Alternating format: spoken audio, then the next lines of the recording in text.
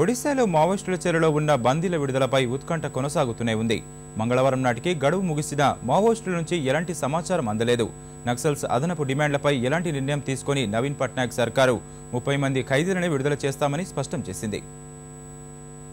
ఒడిశాలో మావోయిస్టుల చేతిలో బందీలుగా ఉన్న ఓ ఇటాలియన్ బీజేడీ శాసనసభ్యుడు జీనా హికాకా విడుదలపై ఉత్కంఠకు ఇంకా తెరపడలేదు.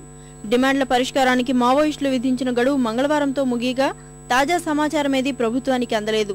నక్సల్స్ డిమాండ్ మేరకు 27 మంది ఖైదీల విడుదలకు రంగం సిద్ధం చేసిన నవీన్ పట్నాయక్ సర్కారు మరికొంతమంది నక్సల్స్ ను విడిచిపెట్టాలంటూ మావోయిస్టులు విధించిన అదనపు డిమాండ్లపై ఎలాంటి నిర్ణయం తీసుకోలేదు.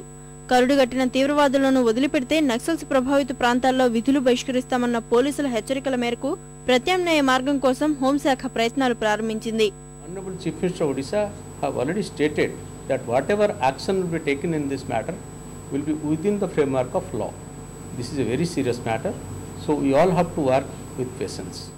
ఇచ్చిన గడువులపై డిమాండ్లు నెరవేర్చేందుకు ప్రభుత్వం సుముఖంగా ఉన్నందున తక్షణమే బందీలను విడుదల చేయాల్సిందిగా ముఖ్యమంత్రి నవీన్ పట్నాయక్ మావోయిస్టులను కోరారు. మరోవైపు శాంతిపూర్వక చర్చలతో సమస్యను పరిష్కరించుకోవాలని మావోయిస్టుల డిమాండ్ మేరకు ఒడిశా సర్కారు విడుదల చేసిన మావోయిస్టు నేత సవ్యసాచి పాండా భార్య శుభశ్రీ పాండా సూచించారు.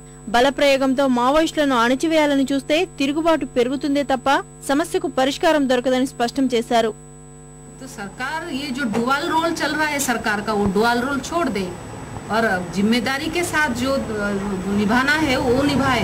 वो जो लिखा है कि ये डिमांड्स हम लोग पूरे किए, वो क्लीन से बोल दीजिए ना मीडिया के सामने, लोगों के तरफ जाए कि ये लोग ये डिमांड पूरा किए. अगर कोई अड़चन आ रहा है, डिमांड में कोई अड़चन आ रहा है तो आप बोल सकते हैं ना ये अड़चन आ रहा है. तो सरकार खुले हार्ट से वो करना चाहिए उसको कि क्लीन कर दीजिए तो लोग रिलीज हो. 30 మంది ఖైదీల విడుదలకు మావోయిస్టులు విధించిన గడువు ముగిసినా వారి నుంచి ఎలాంటి స్పందన రాకపోవడంపై సర్వత్రా ఉత్కంఠ నెలకొంది. ఇటాలియన్ సహా బీజేడీ ఎమ్మెల్యే జీనా హికాకాను సురక్షితంగా మావోయిస్టుల చెర నుంచి రక్షించేందుకు సామరస్య పరిష్కారం కోసం ప్రభుత్వం మార్గాలు అన్వేషిస్తోంది.